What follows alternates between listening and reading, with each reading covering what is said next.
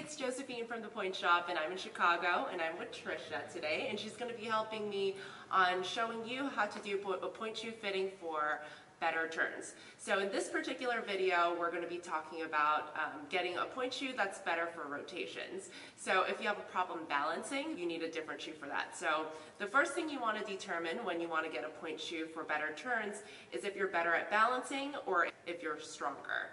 So if you're stronger, usually you are able to get more rotations, and if you're better at balancing, then you can stay on point for a longer period of time.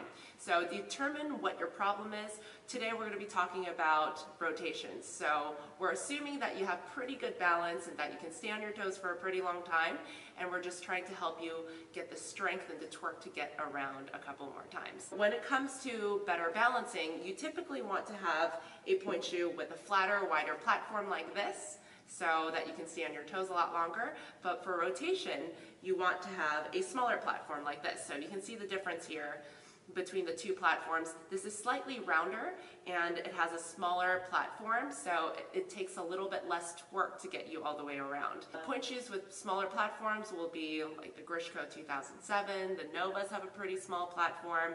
You can get an Entrada from Russian Pointe, and a couple other Russian Pointe shoes that have a smaller tip at the end. So with Trisha has been in the Entrada Pro for quite some time now. So we're going to try on the shoes and we're going to show you what that looks like. We're not really considering her toe shape at this point because we're really fitting her pointe shoes for the skill level, and we're kind of looking at her technique and her skill rather than just looking at her toes. She is fairly tapered with a little bit of bunions, but she's not so tapered that I would recommend a tapered shoe for her if I was just looking at her toe shape. So we're going to try on a dead shoe for her. You can see there's some green there because she used these for photo shoot outside. Go ahead and put those on, and that's why there's no ribbons on them.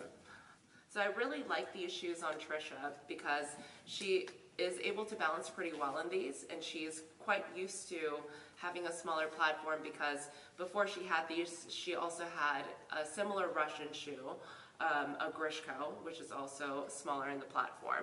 Go ahead and stand up for me. So I'm going to show you what a dead pointe shoe looks like on her. First position, bring your right foot up on point. Okay, and press up on both.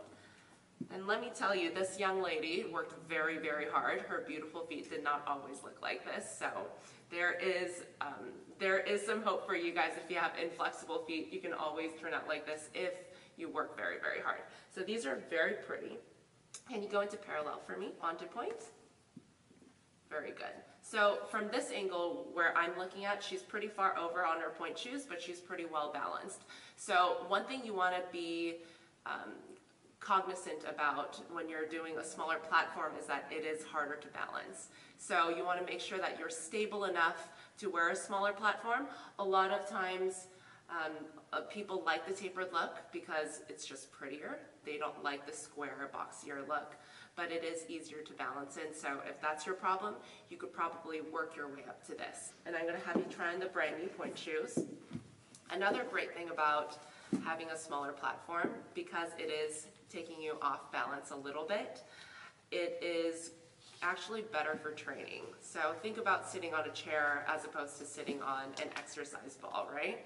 So you get stronger when you're sitting on an exercise ball because you're a little bit unstable. So it's the same thing with pointe shoes. If you have a shoe that is a little bit softer, a little bit harder to balance in, then typically it is going to make you stronger because you're working harder. The smaller platform we are looking at, the reason why it's easier for you to get the rotation is because there's a lot less surface area, so it's easier to twerk all the way around onto point. So if you're really great at balancing and if you don't have enough strength, a smaller platform could get you an extra rotation. So it's all about your individual needs. If you are finding that it's harder for you to stay on point longer and that's why you're falling out of your turns, then a wider platform would probably help you. Stand up for me. So this is what a brand new shoe looks like on Trisha. This isn't broken in or anything.